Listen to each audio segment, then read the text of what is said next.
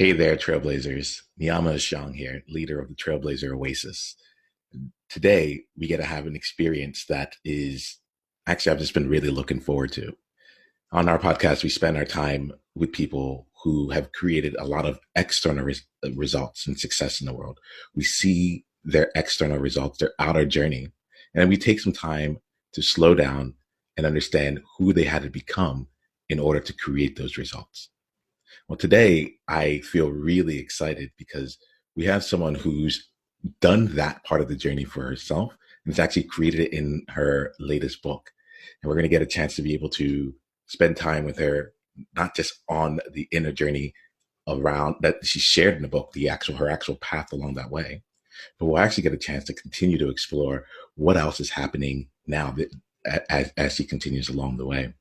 So today, we have the opportunity to speak here and just be in conversation with Shelley Paxton, who is the Chief Soul Officer of her life and author of the book Soulbatical. Shelley, I am so thrilled to be able to just be in conversation with you here today. Wanted to give you just a chance to speak yourself into the room. Welcome to this conversation. Oh, thank you. I'm so excited to be here with you and with fellow trailblazers. This is amazing. Like, your people are my people, and I'm really, really excited to dig deep and see where this goes. So I appreciate the invite. Most certainly. And I think that that really is the case. I think that's why I'm so excited. My people are your people. I read your book, and I want to just give us a little bit of time for you to just speak a bit about the book itself. Trailblazers, here goes the thing. I'm going to invite you to just go out and read it all in there, because there's a lot that when we come into actually sharing your experience and sharing your journey, you just do so much justice to yourself. I think I want to start this off here, Shelley.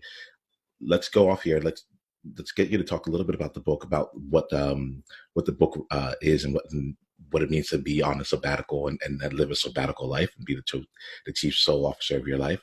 Let's get some of that into the mix here. And then let's actually go on and play a little bit. So if the way I like to ask this here is, if people were going to look at you from the outside here, who would they see? Oh man, from the outside. So let's put this in on a time horizon, right? So I left the corporate world 3.5 years ago. So if you had looked at me 3.5 years ago, 5 years ago, 10 years ago, you would see this woman who has it all, who absolutely from the outside looks like she has ticked every box of traditional success. Big titles and really sexy brands and world travel and you name it, right? The list goes on. And I even start out the book by saying, I've had such an abundance of good fortune and privilege, and I acknowledge that. And I am also really clear how from the outside, everything looked like I had everything. It looked like I had an absolutely amazing life. And even as I say in the book, it was the Instagram version of my life. It was the shiny, varnished, nobody really knew what was going on underneath the armor. And truth be told, I felt quite guilty about that too, because here I was, my last job in the corporate world was a really, really cool and sexy one. I was the chief marketing officer for Harley Davidson, right? Who doesn't love that job or want that job or would give their right arm for that job, right? Especially when you're in the marketing space and it's one of the most iconic brands in the world that people tattoo on their bodies. And yet, and I didn't know how to explain that even though I had gotten to this level and I was working for this incredible brand that stands for freedom and all these things that are my own personal values, something was completely out of alignment. And I wasn't feeling fulfilled. I felt like I was kind of slowly dying on the inside. And I felt a lot of shame around even feeling that way. So I guess that starts to transition from your actual question into what was really going on, right? Yeah. Keep going. But before, I want to just kind of slow down, just in that space really quickly here, because there are a lot of us, the Trailblazers, that have worked really hard to accomplish something, whatever it is that we that we felt would either give us the joy, the fulfillment, the happiness, or what we felt we needed to do because that was the path that we were on. And as I was reading your book, there was just so much in here of like your own discovery, but really getting to one of the pinnacles in your entire industry and still being at a place where while the success was there, if I'm getting this right, it's like the fulfillment wasn't fully in place. Totally, totally. It was like, it took me a while to make sense of that. And frankly, I didn't, because what I did is what I was really good at doing. I was a warrior, and I would go into warrior versus worrier. I want to make sure that I'm saying that correctly, right? I would go into like badass warrior mode with all of my armor and like, I can push through this. I can get through this. You know, I'm lucky to have this job. My imposter syndrome would rage, right? There were so many things that were going on for me to, you know, just to not really sit back and say, what do I really want? Why am I even feeling this way? What's truly going on inside? What's that little voice in my soul saying to me? And instead, what I chose to do is armor up, busy up. Busyness was one of my diseases, right? I was just like, if I stay in motion, I'm not going to have to deal with this. I'm not going to have to sit down and listen to what that little voice in my soul that's, you know, feeling malnourished and neglected are trying to tell me, until they did, in a way that went from a whisper to a shout and shook me, you know, kind of out of the self-imposed stupor that I was in. Yeah, thank you for being shaken and listening to that response there. Yeah. There's Shelley, it's been really wonderful just being able to um, go on the journey with you through what you've shared in the book here. You know, with Soulbatical being that corporate rebel's guide to finding your best life. I was listening to. I remember actually coming on a plane and to see you and a few of our other peers and having you in my ear, and it actually changed the way that I approached that entire weekend. So I don't know if I've given this to you here, but I'd love to just spend like just 30 seconds just sharing my appreciation for you putting your story out into the world, and not even putting your story. I think that's the wrong word.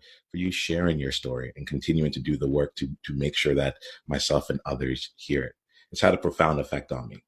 One of it is just getting to know you better and to be able to see myself through your story, to be able to see myself as I continue to grow along, and also it's giving me a better understanding of my people, of my trailblazers.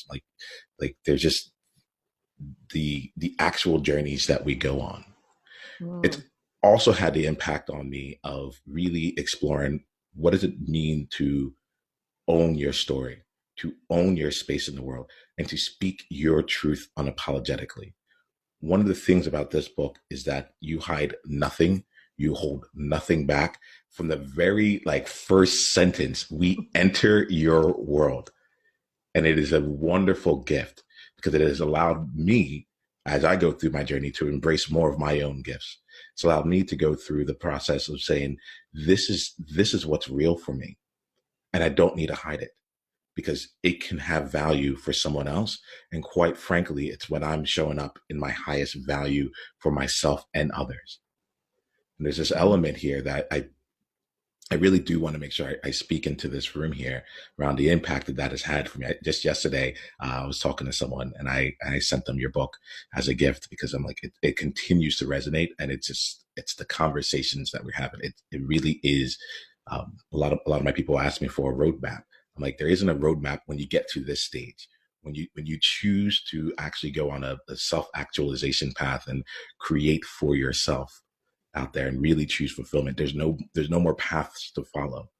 But here goes a good book that can help you Mm. see some of the compass, like a bit of the compass, and how someone else has gone through their path. So I just wanted to share that really quickly. I felt like I needed to put that Oh, into this room. thank you. It's so beautiful to receive all that. And you've shared some of it, but that was even more extensive. And hearing that reminds me of the reason I wrote this book. And it reminds me why I'm on this journey. So, and I'm hearing more and more from people who have read the book, are reading the book, are inspired and impacted by the book. And I did, I wrote it unapologetically because I figured, one, I can't say that authenticity is, well, so let's say this. Soulbatical is a way of being that's all about being more authentic, more courageous, and more on purpose, right? And I now say authenticity is the truest form of rebellion. And I know that's going to land with your trailblazers. It lands with me. I'm Yeah. definitely feeling that there. It landed with me when it came through me as well. And I thought, well, you know what? If I believe that and I'm writing that, then everything I'm putting into this story has to be raw and vulnerable and unvarnished and unapologetically me in the way that it's written, in the stories that I share, because I do realize, like, I was acting a part when I was kind of in warrior mode, when I was in the corporate world. I was known as a great leader, and I know people really looked up to me. What I have since learned, I've gotten notes from people who worked with me and for me at Harley. One woman in particular on my leadership team wrote me a note about 2 weeks ago. And she just said, I've got a much longer note that I'm in the process of writing, but I want you to know this much. I always loved working for you, but I always thought we were so different. And now I read your book and I realized how similar we were. And I wish you would have had the courage to share more of this side of Shelley Paxton when you were working with us. And that just was like, oh, like there were definitely a few tears shed. And I thought, she's right. And I hadn't done the work. I needed to go on this journey to do the work so that I could be in this place to say, I've made peace and I want people to see themselves in my story. And that's how I got really, really clear on, I should say really clear and found peace with this idea of laying my bare naked soul on these pages for the world to read. Because I thought, if I try to do this in a way that just reinforces the old image, like, oh, she's somebody who just has her shit together all the time, I'm not doing my own story any justice. I'm not serving myself or my message, and I'm certainly not serving other people. And my ultimate mission is to liberate 1 billion souls. I want to help other people, like spark a movement, right? I can't do that on my own. I want to spark a movement where there are more and more of us as embracing our roles as chief soul officer, right? And in order to do that, I needed to speak my truth. And I wanted to be a badass rebel who was being authentic to her core. And that's serving me well so far. I can see how it's provocative for people. It's really, you said it in your words too, like it's really challenging to you to say, like, what is my unapologetic truth that I want to speak? What does that look like in the world? And I don't want to make this sound easy because, as you've heard me say in other forums, last year was a tough year for me writing this book. It was like, imagine having a party and it's just you and all your demons, right? Yeah. Yeah. A part of me, I'm like, I'm imagining it right now. I'm like, doesn't sound fun, but it does seem like, Oh, it's intense. yeah, that's And exactly. it's not fun. It's not fun. And so I know you and I have a pact in just our relationship and our friendship in life, and also in what we're going to talk about in this podcast. Like, I'm an open book. I want to have these conversations because I think it's important to say writing a book is hard. It is hard work. Going through, especially if you're writing something that's memoir-esque, where you're bringing up, some probably pretty painful memories and hurtful times in your life, it is also the biggest healing gift I've ever been given in my entire life. Yeah. That journey, and I didn't know that, and I want to share that with anybody out there who's listening to or watching this and thinking, I'm scared to tell my story. Right, to take that step. I will also tell you, one of the rewards is, one, people will identify and connect with you immediately. They will see themselves in you.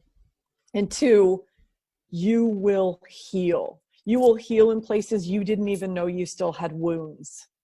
And that's a big thing that's come out of this for me, is I've started 2020 unarmored and really, really at peace with being unarmored, in particular around my heart. when you say this, like my heart right now is really resonating. I'm conscious of how I'm feeling as we're having this discussion here, Mm. and I'm grateful that you are at the place of peace. And I think that I want to talk about that, but I'm also imagining. I'm just thinking about myself and some like the space before the peace, right? You say that you're an open book, and a part of me is like, okay, is that what makes it so easy, quote unquote, to have Mm. been able to speak your truth in that way because you're just an open person. And I have a feeling that like even as an open book, I'll just speak for myself here. I found that I'm someone who's incredibly open, but I have a hard time being vulnerable. I can talk to you about anything. And even when I'm trying to be vulnerable, I intellectualize it in a way where it's like, well, it doesn't really impact me, but this is going to sound vulnerable for you. Right. For sure. So I So am really same curious thing. about that. I'm curious about that, like in the space before it made peace, like you were at peace with it. Right. Yeah. When And you were writing this here, how did you go through? What was some of the essentially what was the hardest part of writing this here for you? a couple of things. And I will say, like, there was no part of this that was easy, not even easy in quotes. I know that you kind of did air quotes but there was no part of it that felt easy. The actual writing of it, the processing of the memories, the finding my voice on the written page. I would say a couple things. I'll start with one that is really profound and kind of funny at the same time. And I write about it a little bit in the book, but I realized that to really truly write this book and let it come through me, I had to surrender to my soul's process. And as somebody who spent 26 years in corporate America, right, deciding what a roadmap looks like and what are the way stations on the roadmap, and some of the things that your clients are asking you for too, it's like, well, what exactly does this look like? We were able to do that with a little bit more definition, right, in the corporate world, and I was used to having that or creating that. And so I had all of these corporate productivity goals for myself in writing this book, and I made myself crazy. I really did. So that was kind of my first major hurdle was in me trusting myself and trusting my soul that this was going to come out of me or through me in the way that it's meant to. And that I didn't even really know how this story was going to go. Of course, I know my own story, but how was it going to get knit together into something that looks like a blueprint for somebody that makes sense to another person so that they can reflect back and see their own story? I didn't have any idea, and that scared the hell out of me. Yeah, this is like I'm with you on this here. As you're saying this, I'm like, well, how did this happen? Like, so you came in there, you had an approach that you were like, I know how to do this, and you applied your corporate approach to this endeavor, and you got to a place where you said that like, you learned you had to trust your soul's process. I don't know Mm. if it's possible, but if you can you remember like just either a story or a moment or a series of different events that helped you get to that point. And I say that just because like I like to spend time in the messiness, and I think like that's where we all find ourselves. We're like, I'm not at a place where I trust myself yet. I want to get there. And I'm just really curious for you if there's a story around like a moment where you're just like, you know what, here, or you know what, I let go. So there may not be, but I just want to Yeah. just ask and see. Well, there are many stories. I'll tell you the first one that comes to me because it's very vivid, and it was kind of the moment that frankly, I was coached. So I was in LA, and I was with some of our people from our coaching community. I was working specifically with Christopher Maher, who does True Body Intelligence and just does beautiful, beautiful work. And I had said to Christopher, I want to come out to LA. I want you to work on me in the morning to kind of just start to unblock me. And then I'm going to write for the rest of the day, staring at the ocean. And I had this very like romantic kind of idyllic view of, what people think about. It's like, I'm going to write in the cabin, and just, it's going to come effortlessly through my fingers. And And it wasn't that way. And so I ended up going to LA for, I want to say I was there for 2 weeks. I had rented an Airbnb. It was a significant investment. I was working with Christopher, and it just wasn't coming out of me. And I had set these corporate productivity goals of like number of words per day, you know, number of chapters by X date. You know, I had set up times with my book coach so that I had, you know, the accountability piece all baked in, all very corporate, right? And so here I am having a complete meltdown in Los Angeles because I'm not meeting these goals. It's not coming through me. And what I'm realizing is I'm actually standing in my own way, because I'm not surrendering. I'm not listening to what my soul's telling me. So Christopher, I'll never forget, he said one morning, 'cause I was crying. I was like in a puddle on his floor in the fetal position, crying, bawling my eyes out. And I'm like, I can't write. I'm never going to be able to write a book. Like, I can't even write 500 words a day. It went on and on and on. And I was a mess. And he just looked at me and he said, what is your soul asking for? And I was like, I don't know. All I want to do is go walk on the beach. And he's like, Shelley, go walk on the beach. And then the next day I was like, it's not coming. I want to have like lunch with an old friend of mine who lives here. Like, I want to connect deeply with somebody. Go have that lunch. And it went on and on like that for almost 2 weeks. And it was through that process that I learned to trust myself a little bit every single day. It definitely didn't happen all at once. It isn't a light switch. I know, I can just see from the look on your face, like, you know this, right? It's not a light switch, and we have to keep leaning into it. And it wasn't actually until after that entire trip, and I, in my mind, was like, I wasted this trip, right? I put that in air quotes because that was my mentality at the time. And what I didn't realize is my soul was asking for all that time in this beautiful place, working with this amazing human, to percolate. And when I got back to Chicago, it started pouring out of me. And I started to trust that, oh, there is something in surrender. And there is something in listening to one's soul. And maybe it isn't misguided. And there were many, many, many more stories like that until I really found my voice and my rhythm. And it was all a result of surrender and trust. I really appreciate you taking us to that moment there. Like, honestly, as you were saying this is one of the things that has been running through my head as we've been talking is you're the way that you wrote unapologetically in the book is how you also show up in life right now. Like, and I've only known you since you've gone on the sabbatical journey, since you've decided to be the chief soul officer of your life. So like for me, I experience you in that integrity. And I think that there's a part of me, that is like, that's really, really interested in that, in the space in between. Like this, like, because right now it feels like you're unleashed, you're doing wonderful things, you're getting this book out into the world, you're creating community around it, and you're changing people's lives through your story and through what it means for them to go on their own sabbatical journey. And I really feel you in this moment when you talk about Christopher is one of the people that helped me unlock my name from going from Nemo to Niama. Yes. Yeah. And that happened in the span of like a 15-minute conversation. 2 weeks with them, I can see, like, I can imagine where like the expectations are there, all these different things around, like, this is how it's on going to get done. And to hear how you actually allowed it to unfold in that moment, really, it feels, it hits me deeply.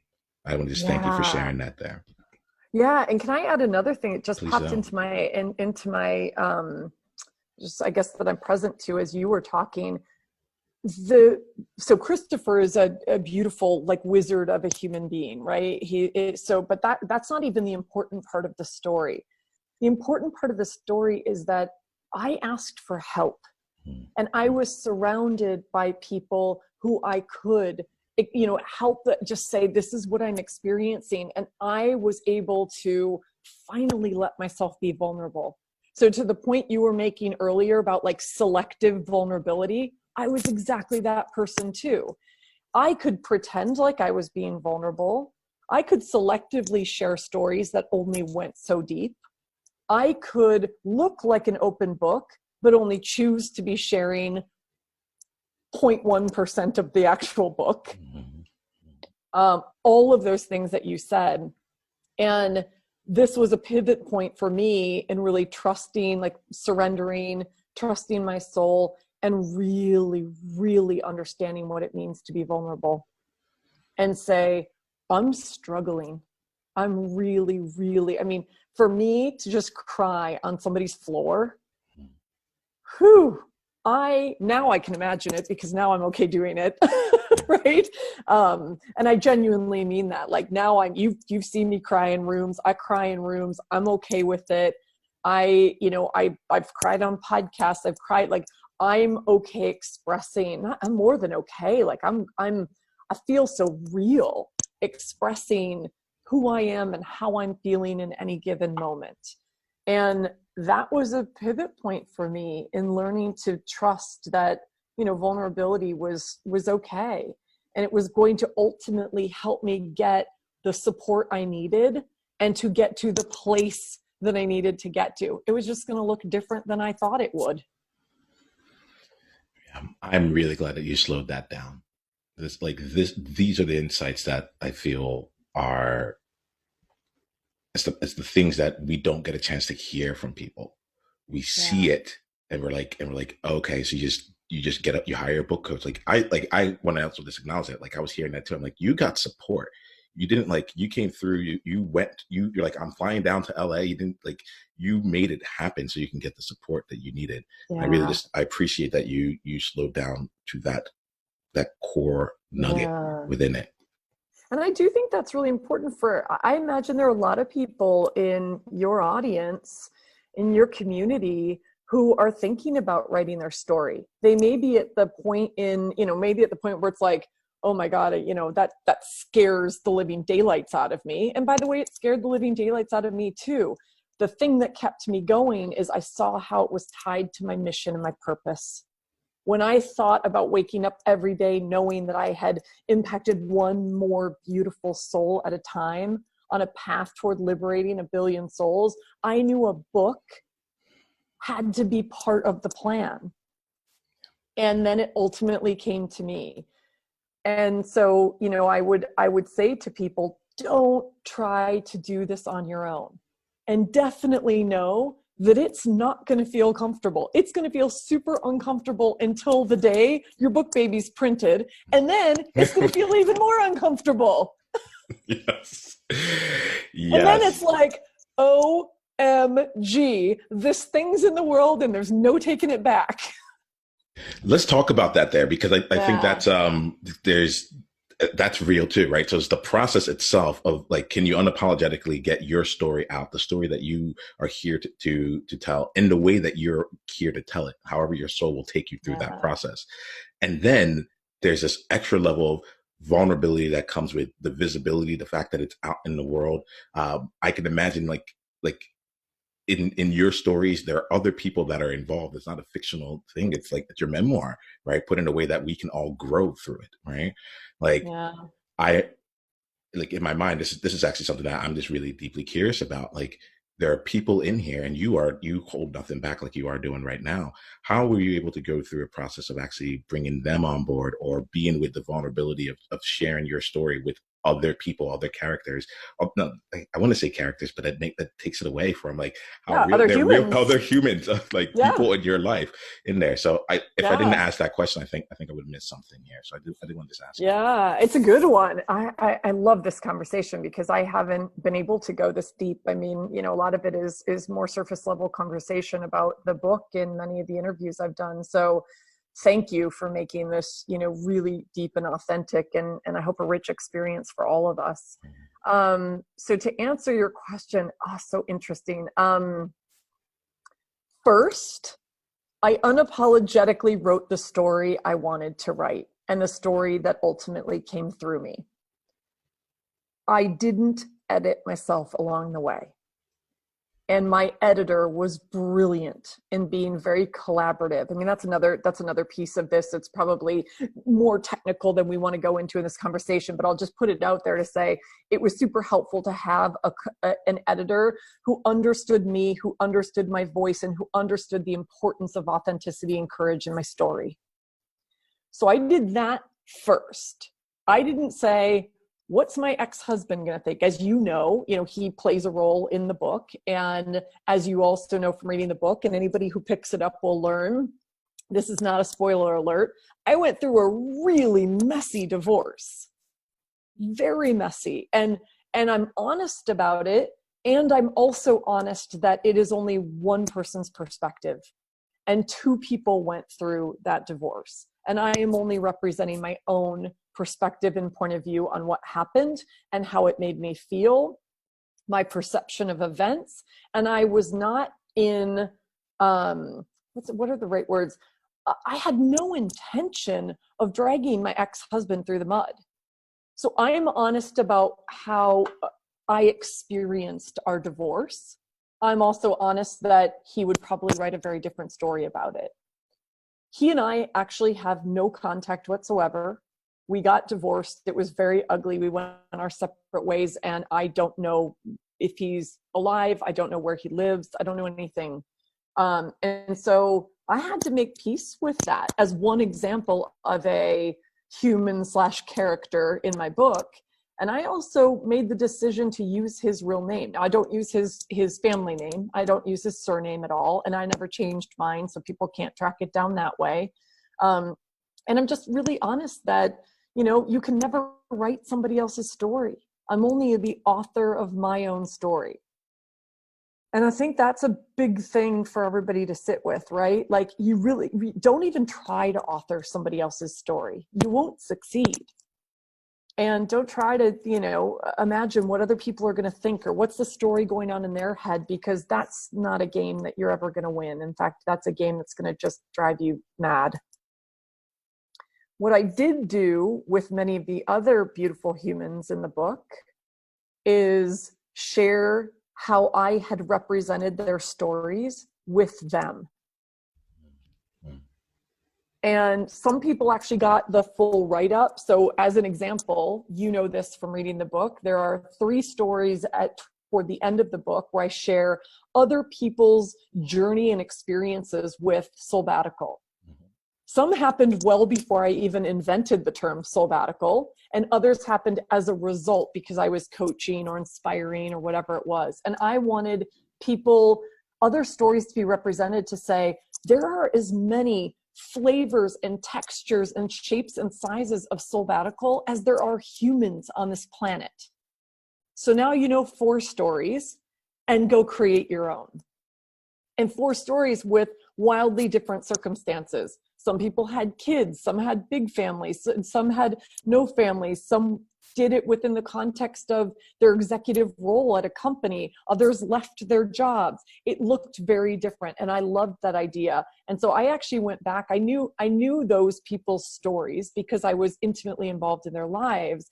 I went back and interviewed them, and I said, would you allow me to write your story? And then I'm going to play it back to you.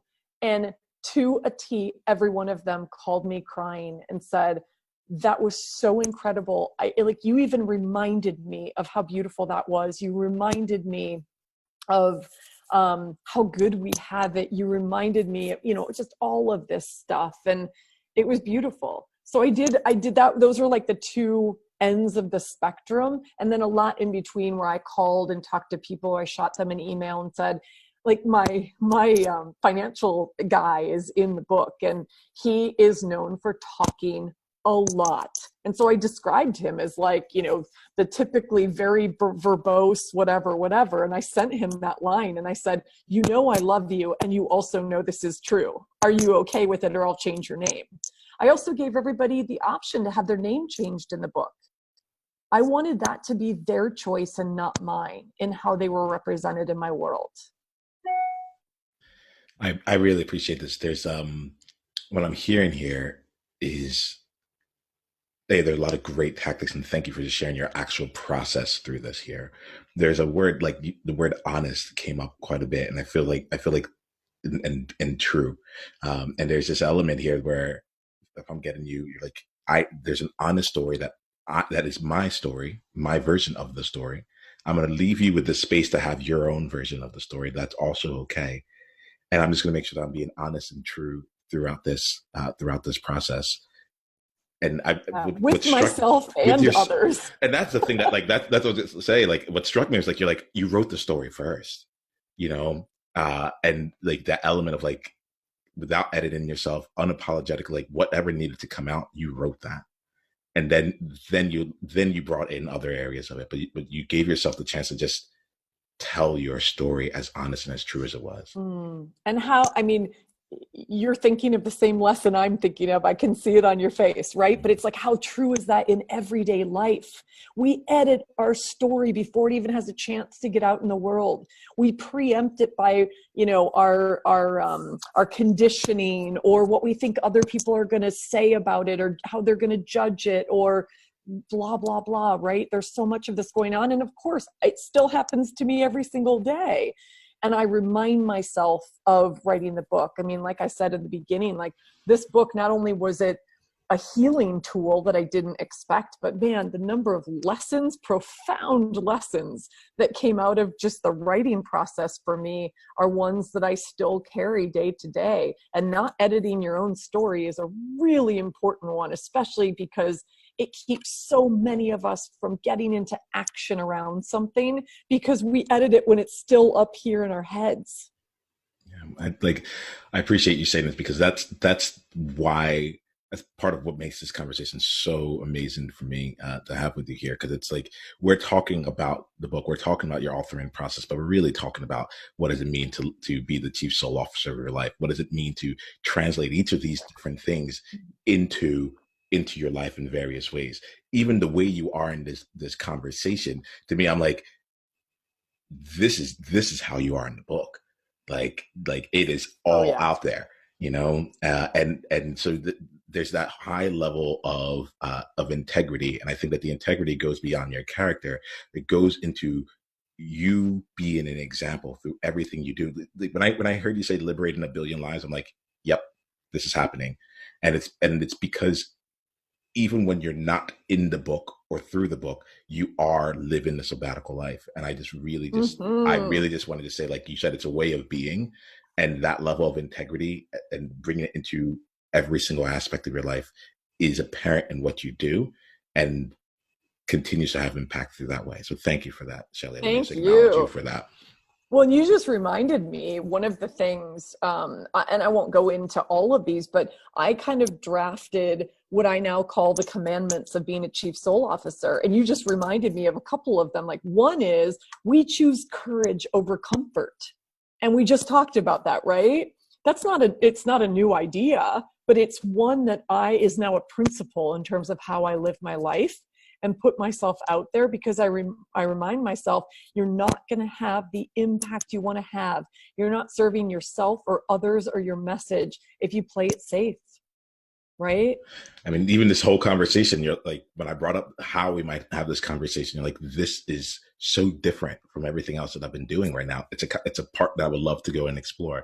And even that there, like we could have had another conversation. Actually, we wouldn't have had it. It wouldn't, No. I'm like, it would like, we wouldn't have had that conversation, but, No. Well, but then like, we'd both be like falling asleep on our desks because it'd be yeah, so boring and it's not who we it's are not and who it's we not are. who this community is. Yeah. Yeah. So I really just want to acknowledge you for being there. And if you have, if you have the commandments and they're readily available, like let me know. I'd love to like share it with the community, make sure that they can see Yeah, more of them as yeah. well. Okay. Okay. All right. Awesome. So let's shift a bit here. We have a bit more time here. We've gotten a chance to go through your process up until this point. Um, I'm really curious now that like the book's out in the world. You're on you have press releases. You're on podcasts. You're really l- allowing the I'm in the movement. media, baby. You're in the media, like yeah, no, you are, and you're not messing around. It isn't just like, oh, I have a book here and I'm just putting it out to the side and let's see what happens. Like you're doing the work of really letting the message be out in the world, right? So I want to use this as an opportunity for me to be able to support you in where you are now and what's coming up next.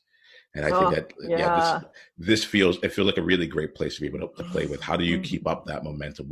Where's your trailblazing now? Right. Yeah. And I'm gonna ask you this question in this way. For this conversation with where you see yourself heading, what is your soul asking for in this conversation? Hmm. Beautiful question. What is my soul asking for in this conversation?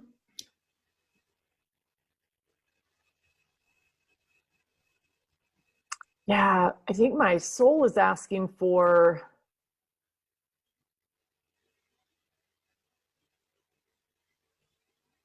it's almost like I'm having a hard time putting it to words, but it's like a reminder, almost like a reminder that as this becomes maybe more of a mainstream message, because talking about burnout and unhappiness and all this, these are pandemics, especially here in the US, right? This is like real stuff that people are dealing with today, and they're like heavy issues and whatever. As that, I mean, that is mainstream, and as my message becomes more mainstream and maybe seems less trailblazing, how do I continue to blaze trails? How do I stay true? Maybe the what I'm hearing is how do I stay true to my rebel spirit in everything I do going forward, and not follow somebody else's path, because I think it would be very, very easy to say, oh, well, how have other people done this, right? What does a personality brand look like? What does this brand look like? And really what it is like, what does it look like to do this in the Shelley Paxton way, unapologetically, boldly, and blazing trails while you're doing it? And I think that's it. And I don't yet know what the answer to that is, but I'm willing to explore that. All right, let's play it. Like, I hear you there. Like, as you're saying this here, I'm curious to see, like, what's the fear underneath that? Ooh, well, there's definitely fear underneath that. So I know I'm onto something, right? I think the immediate fear, I know for sure there are multiple layers. Let's see what I can articulate. I know the immediate fear for me right now is I'm almost overwhelmed, because I have no idea. No, it's not overwhelmed. I just have no idea what that looks like. Right? I know what the traditional model, of like a coaching business and coaching and speaking and book writing, like, oh, that's the nice kind of triumvirate. And a lot of people do that. And I love all of those things.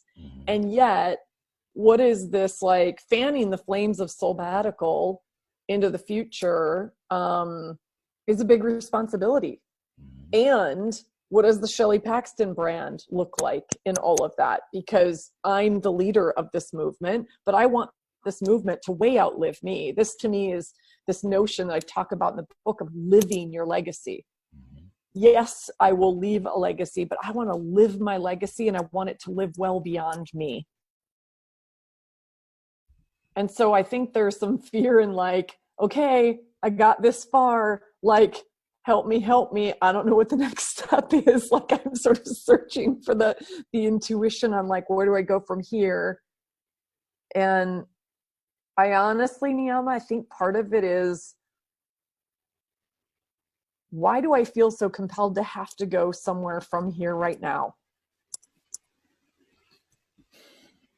Maybe my role is to be in this for a while. Right? There's a lot more. I mean, I don't know how many people I've touched yet with this book. Let's call it maybe, a few thousand. I genuinely don't know, but I think it's starting to spread like wildfire. And maybe, my role is to be in that and fan those flames. And the being, we've talked a lot about the being versus the doing, right? It's easier to be in the doing than it is to be in the being. And I think there's some fear there too. Yeah, as you're saying this here, let me just check in with you right now. Like, you've kind of given yourself an answer to this here. How does that resonate? How does that resonate with you? And what I need to do is just check and make sure that, is it actually true? So let me just ask you that question. Does that feel true and honest to you right now?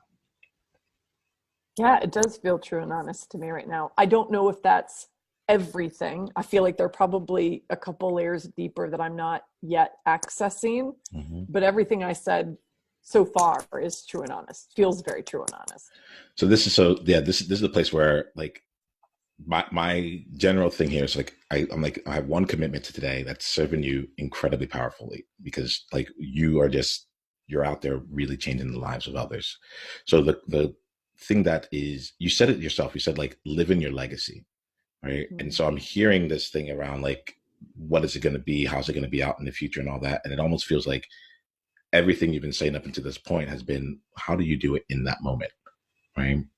So there's a part of me that hears this question, and I'm curious as to why it's like if your own approach is living your legacy and to being in that moment with it, why is this question coming up for you?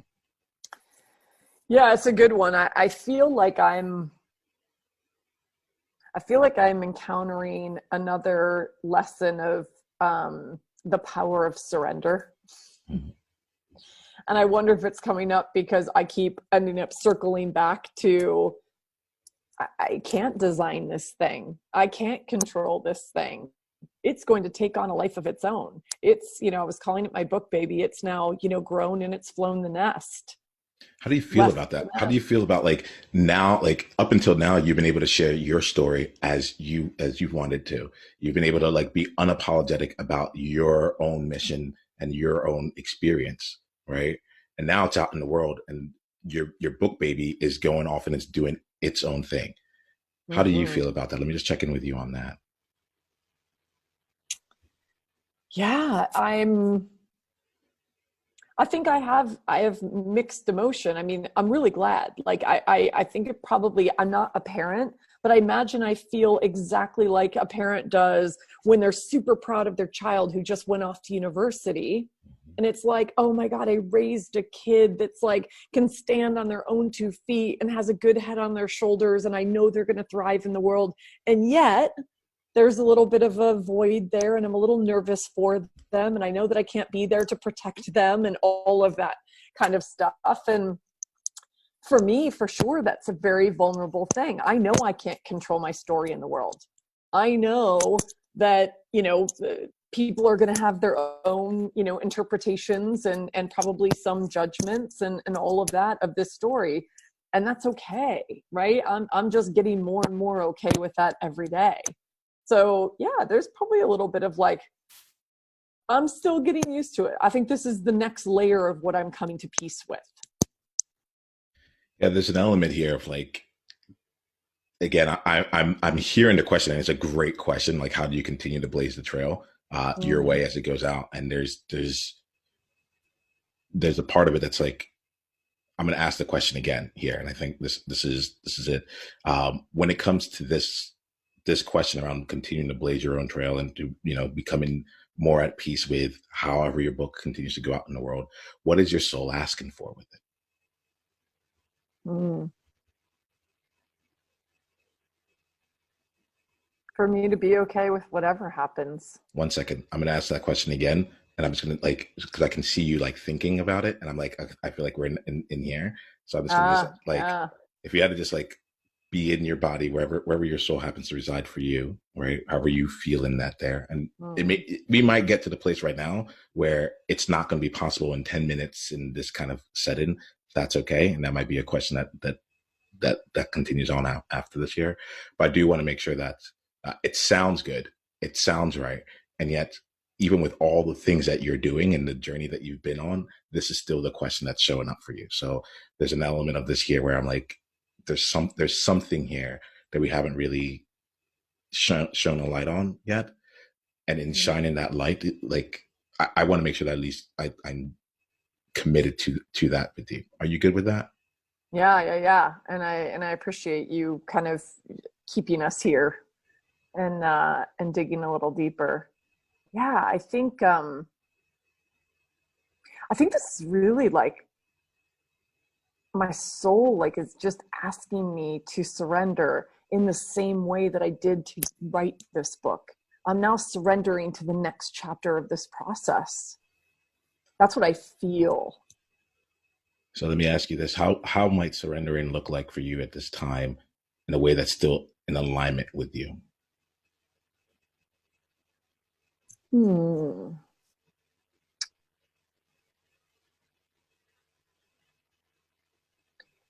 You know what comes to me is surrender looks simply like showing up as 100% unapologetic rebel me every single day, in every single conversation, in every single client session, in every single media interview, showing up as me, because that's where the magic happens. There's nothing for me to orchestrate or control, or even worry about, right? Because it's coming through me. And I think that's another reminder. That book ultimately came through me. There's an element of this here. When I hear you ask about like trying to see that vision out there, I'm like, you're in a place of a creator along this way. Potentially part of why the vision isn't becoming clear is because there's so many different ways that this could go. There's Yeah. so many different ways, and we don't even know like the tools and technology that might support where this goes in the future. And like the idea is you're sparking a movement, right? A Yeah. movement has movement. If you're really looking for it, it really has movement in it. My question to you, is how do you want to facilitate the growth of that movement? What tools do you want to put in place for people as they're building? How do you want to be available for people as the movement continues to spark and there's different fires that are coming out around here? Here goes the thing. There's an element of this here that yes, it will go mainstream, but like at the same time, like as much as these are mainstream like topics, they're still mainstream for a group of early adopters. Yeah. The mainstream portion of this year will come in like 20, 30 years when they're like, of course, if you've not read like her seminal work, like if you haven't read that, She's like off yeah, doing yeah. something else. And Totally. that's it. And like my thing is like, and I think about this for myself. I realize that I will always be trailblazing. There'll be a part of my business at some point that has corporate programs in it, that has online workshops, not even online workshops, online courses, where my book, for example, I'll author it, but I'm not going to be the writer. Like I really acknowledge you for writing your own book. Like, and I realized for me, I'm like, I'm always going to be on to the next thing and finding the people out there who are trailblazing, and whatever trailblazing happens to look like at that time, they're willing to be first, only, or different at that time. My business, my organization will create whatever is necessary to appeal to the mainstream and have them be able to digest it in its way, Yeah. so that they can continue to come along the journey. And when they're ready for me, they'll meet me at the level of trailblazer that I'm playing at right there. Yeah. And I think this is, what just came up as you were saying that is something I've been sitting with for a while. And it's kind of where the book ended. And it's on this idea of, I could really trailblaze in business. I could go all the way full circle, not go back and accept a role in corporate America, but in my current role as a coach, as a speaker, as an author, as a trailblazer, help companies who are more progressive, who want to build sabbatical cultures in their organizations. And that lights me on fire. Yeah. That to me is another layer. And I've started having some of those conversations, but it hasn't been real work yet. In fact, it may be the second book. It may be work combined with writing that sort of defines what that looks like. I think just letting myself continue to sit with that, I feel like it's percolating. I really, really do. And that, talk about, first only different. There aren't very many companies who are really saying like, what does it look like to have radical self-care on the C-suite agenda? What does it look like to, have time off be a prerequisite for smart work and creativity and innovation instead of just a payoff for hard work, right? What does it look like to put these things in a way that really, really supports talent, retention and development and growth? I mean, it would completely change what corporate America looks like today. That's really exciting. That feels badass trailblazing to me.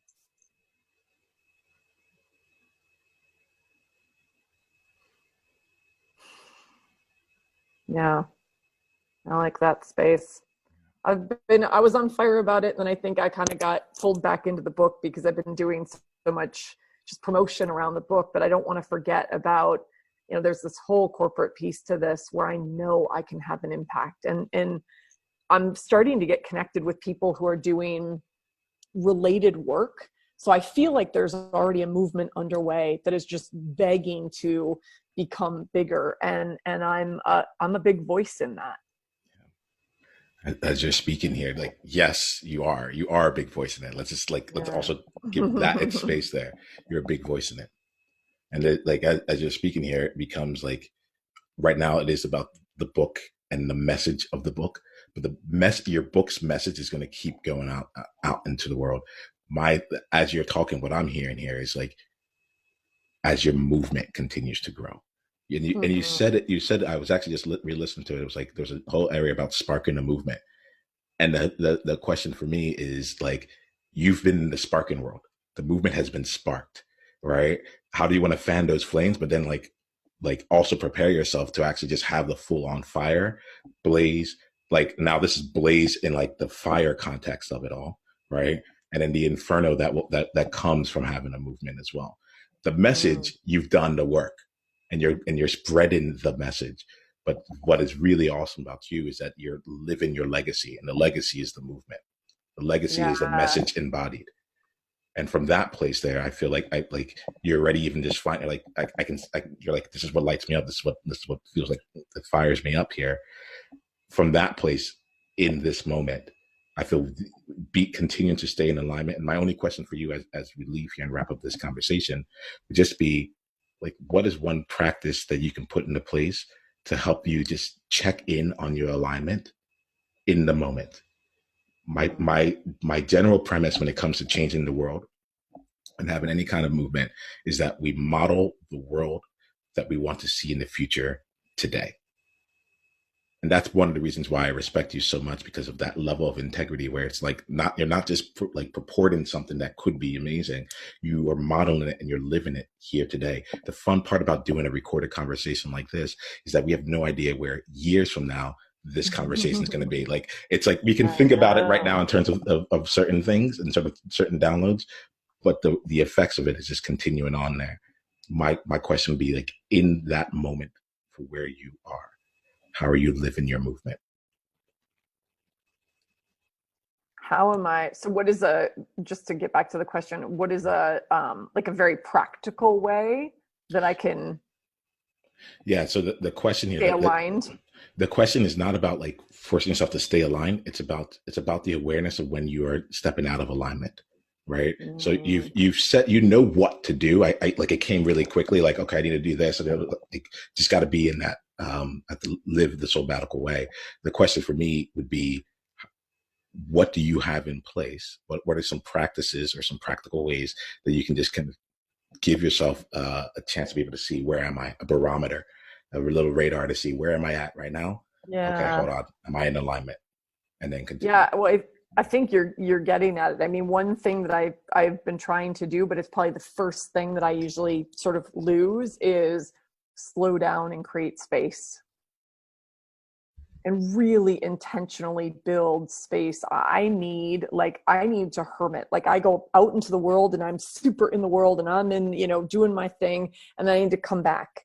And I always need that space. I need that space to rejuvenate myself. I need that space to check in with myself. I need that space to just slow down and say, do I feel good about what's happening and what I'm doing and what I'm being asked to do?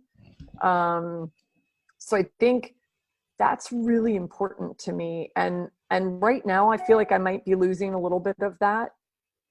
So it's a really good reminder to hold on and protect with my life the white space that keeps me in integrity, the white space that keeps me in creativity, the white space that keeps me focused on the things that really do light me on fire, right? And not getting, brought down into the stuff I don't want to be doing. And I sort of, we all can trip into that. So I think that's what it is. I think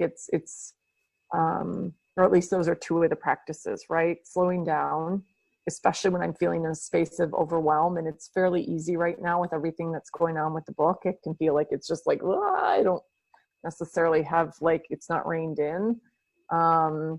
And I want to make sure that my calendar doesn't ever end up looking like it used to in the corporate world, where it's just like chock-a-block every single day, because I won't be serving anyone. And I certainly won't be fueling myself so that I have the energy to give and to put toward this mission. So let's leave it at Yeah, that for those are now. good. Yeah. Yeah. Like that, and our conversations will continue to go forth from here. It does, and I'll be curious how things continue to evolve. I'll see it out in the world. But as we go on here, I wanted to just acknowledge you for showing up in that level of integrity and for giving yourself, taking the time to really continue to live your legacy with us here in this moment here. Is there anything else you'd like to say, just to just as a closing comment here? I'd be happy to hear any way that we can stay in touch with you, and then we'll just end the conversation for today. Yeah, well, I just want to thank you, and thank you for bringing me to that place. It was good you even slowed me down in the moment. So that's, I always need that, and that felt great, and a good reminder. Yeah, and for anyone, if you're intrigued by this conversation, read the book. I mean, it's really meant to be, I wish I would have had this book when I left corporate America 3.5 years ago, but it doesn't have to be that you're in corporate America. It's, I put my arm around you and say, I got you. And I take you on this journey with me so that you can reflect on your own story and what it means to live your own best life in a non-cliche way, definitely in a trailblazing rebel way. So check out the book. It's available on Amazon and all the, and even in local independent bookstores, largely here in the US, but Amazon everywhere. And I'm most active on Instagram, on the socials. So it's at Soulbatical. And I'll spell Soulbatical because I know it's kind of a crazy, it's a made up word. I made it up. I talk about that at the beginning of the book, but it's SOULBBATICAL. And I'm sure that'll be in the show notes, but it's worth saying, two B's. And that's probably the best way. My website is soulbatical.com. If you're curious, you can go digging on there. I have all kinds of, articles, all different podcasts I've been on, lots of fun content if you feel like going down the rabbit hole. But and reach out to me. Like they're literally you can send me an email there. We can get in touch. I have a newsletter if you want to get a little soul fuel every month. Yeah, if you're intrigued, come into my world. Let's connect. Trailblazers, I truly invite you to do this here, and to really take advantage, even if you just take advantage of one of these options. And when you do, send Shelly a message as to how you're like living, bringing Soulbatical into your world as well. I think like just continuing that dialogue and being in that there would be an absolutely fantastic thing here. So Shelly, I'm really, really, I'm glad that we had this conversation. I'm really looking forward to what continues to happen as your movement continues to grow. Thank you for being so unapologetic with sharing your message. Thank you for doing what it takes your way and continuing to blaze your trail as the message continues to live out in the world and the movement itself continues to grow as well. I see you as a trailblazer. I really respect you, and I'm really glad that we had this conversation. Oh, thank you. Me too. Take care.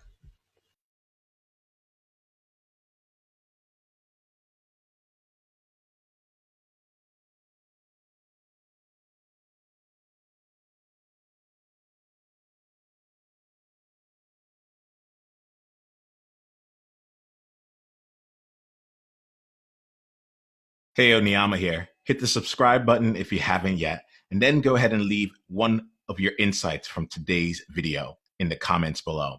If you're looking to take this deeper, you can go and watch another video, or you can go to niyama.com/tribe to get exclusive invitation to our tribe member only events. I'll see you soon.